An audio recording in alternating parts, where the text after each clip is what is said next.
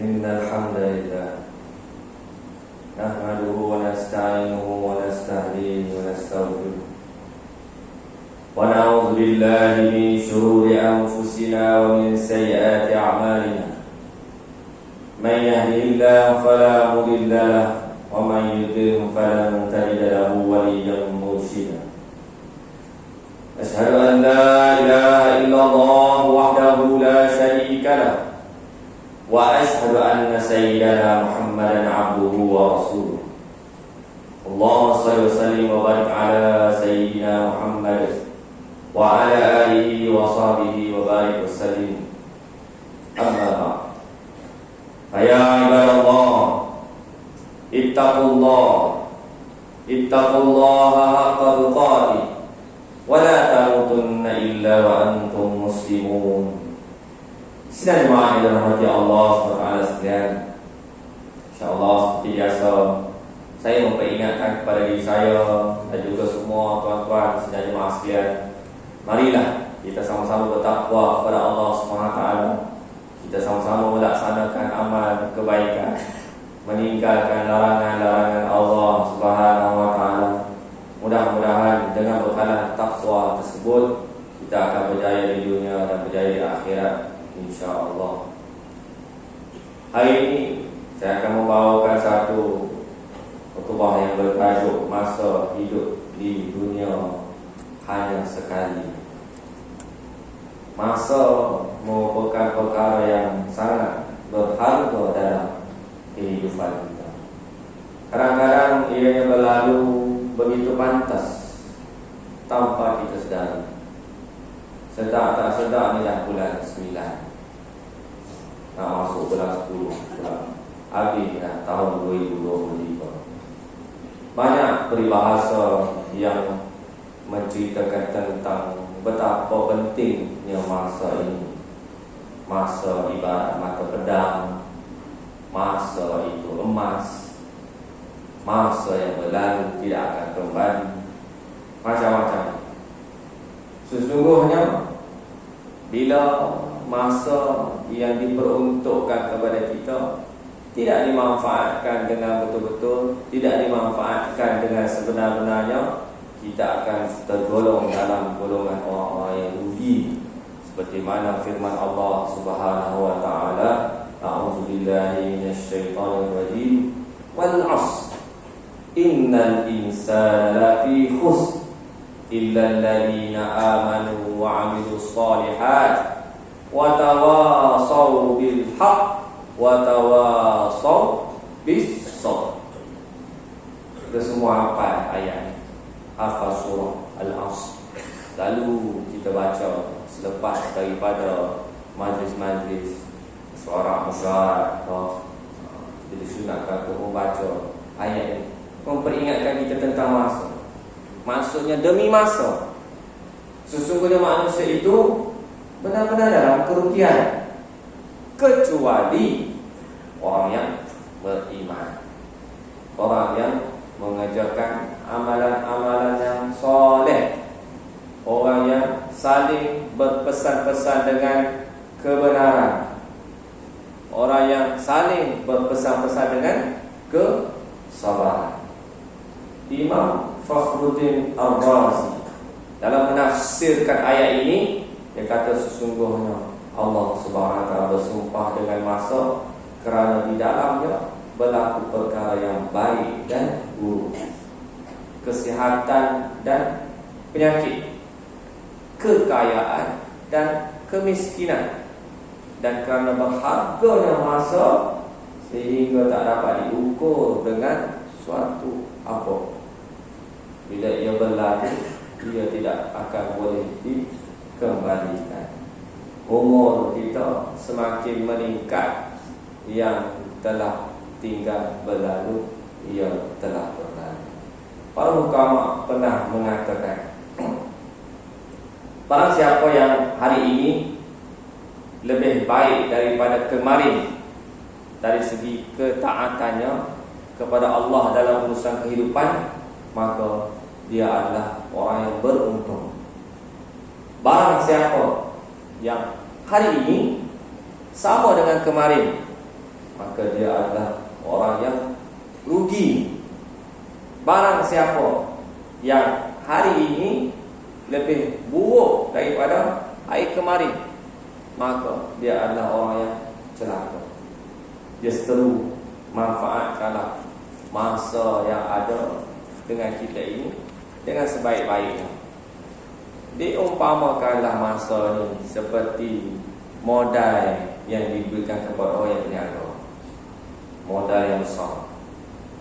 Orang berniaga dapat modal adalah merupakan suatu kerugian kepada orang, kepada peniaga tersebut sekiranya dia tidak dapat memanfaatkan modal yang telah diberikan kepadanya untuk berniaga. Nak berniaga, pinjam bank, mula-mula balas Mercedes dulu. Tak guna lagi untuk berniaga, tak dimanfaatkan untuk hasrat tujuan pinjaman bank tersebut, dibuat iaitu untuk berniaga, dapat modal. Begitulah juga dengan masa. Masa ni membuka modal kita. Kita orang yang beriman, kalau modal ini, masa ini tidak digunakan dengan sebaik-baiknya, maka kita akan menanggung kerugian. Seumpama peniaga tadi yang mempunyai modal yang besar tetapi tidak memanfaatkan modal tersebut untuk generate income daripada modal yang diberikan kepada. Jadi kita orang yang beriman, kita sentiasa lihat betapa pentingnya masa ini untuk kita manfaatkan sebaik-baiknya.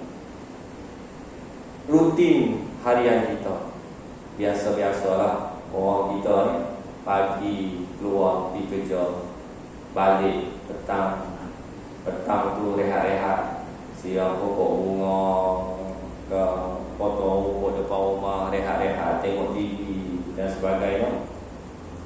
Menjelang maghrib,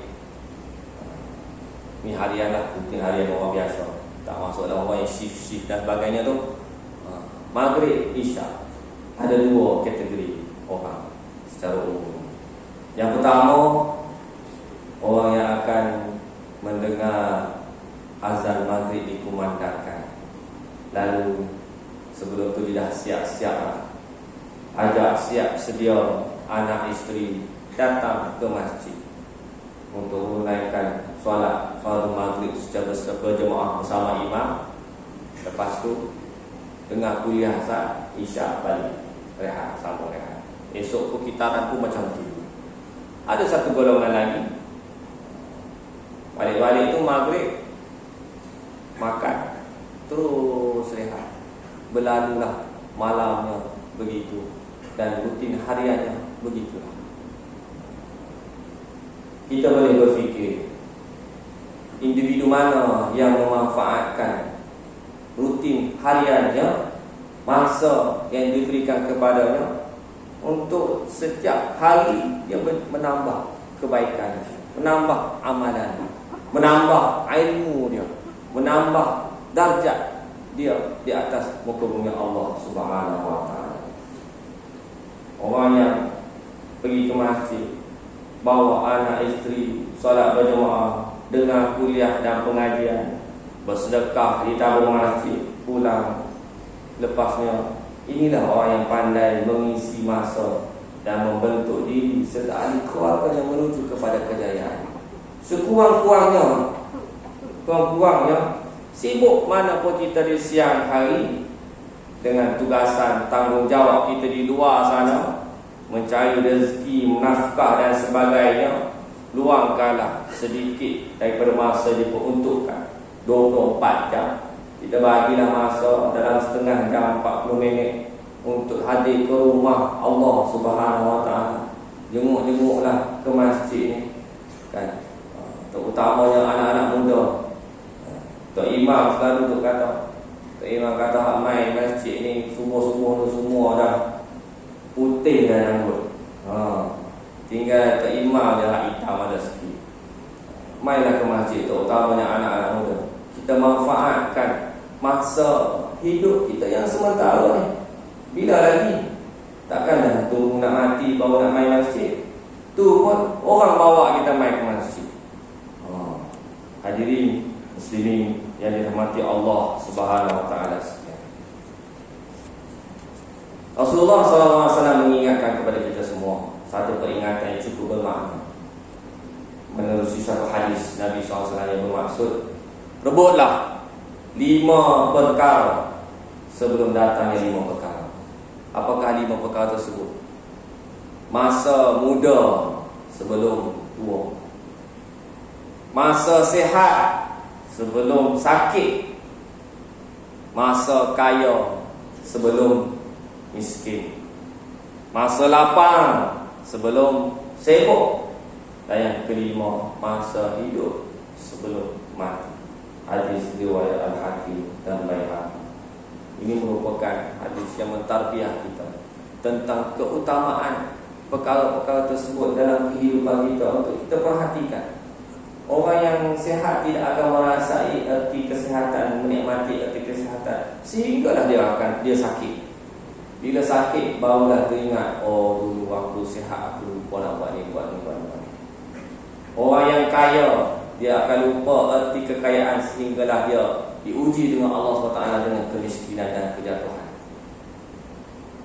Jadi sebelum perkara tersebut berlaku, kita pun dah dikhabarkan oleh Allah SWT, dikhabarkan oleh Nabi SAW akan perkara ini. Maka sementara kita ada, sementara kita hidup, sementara kita muda, sementara kita kaya, sementara kita sehat, manfaatkanlah masa yang diberikan oleh Allah Subhanahu wa taala kepada kita. Berdasarkan satu hadis Nabi SAW diriwayatkan oleh Imam Muslim, yusbihu ala kulli sulama min ahadikum sadaqatun, fa kullu tasbihatin sadaqatun, wa kullu tahmidatin sadaqatun, wa kullu tahlilatin sadaqatun, wa kullu takbiratin sadaqatun, wa amrun bil ma'rufi sadaqatun, wa nahyun 'anil munkari sadaqatun, wa yujri'u min dzalika raq'atani yarka'uhuma minad duha. Rawahu Muslim. Di setiap pagi ada kewajiban sedekah atas setiap sendi dari salah seorang kalian. Setiap tasbih sedekah, setiap tahmid sedekah, setiap tahlil sedekah, setiap takbir sedekah, amar ma'ruf nahi munkar adalah sedekah, dan dapat memadai untuk semua itu 2 rakaat yang dilakukan pada solat waktu duha. Hadis riwayat Muslim. Hadirin muslimin yang dirahmati Allah SWT sekalian, akhirnya kita sedar bahawa dunia ini sangatlah singkat, dan janganlah kita mensia-siakan waktu singkat yang Allah SWT berikan kepada kita ini. Jangan sampai kita menyesal di hari akhirat nanti. Allah Ta'ala dah beri peringatan kepada kita bahawa di sana ada orang yang menyesal. Ya ayyuhalladzina amanu la tulhikum amwalukum wa la auladukum an zikrillah wa man yaf'al dzalika fa ulaika humul khasirun.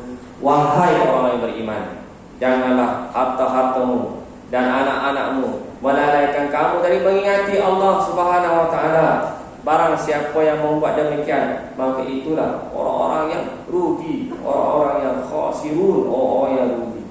Orang yang melakukan amal kebaikan akan menyesal. Orang yang tidak melakukan amal kebaikan akan menyesal atas perbuatannya. Kekesalan di atas setiap kesilapan di dunia ini masih ada waktu untuk kita memperbaikinya. Tetapi kalau kita menyesal di akhirat, dah tidak ada peluang kedua untuk menembusnya. Jadi janganlah menjadi orang yang berada dalam kerugian, kerana kesudahan hidup seseorang mukmin itu ditentukan oleh bagaimana kita menguruskan kehidupannya. Kesimpulan pada hari ini, yang pertama, tanggungjawab dan kewajipan agama yang perlu kita laksanakan jauh lebih banyak daripada masa yang kita miliki. Yang kedua, perbanyakkanlah amal untuk bekalan kehidupan selepas kematian. Jangan bertangguh dalam melaksanakan kebaikan. Yang ketiga, janganlah kita terlalu sibuk merancang sesuatu yang belum pasti sehingga berlaku perbaziran masa yang dimiliki pada masa sekarang. A'udzubillahi minasyaitonirrajim. Wa yauma yahsyuruhum ka'an lam yalbathu illa sa'atan minan nahar yata'arafuna bainahum qad khasira alladhina kadzdzabu bi liqa'illahi wa ma kanu muhtadin.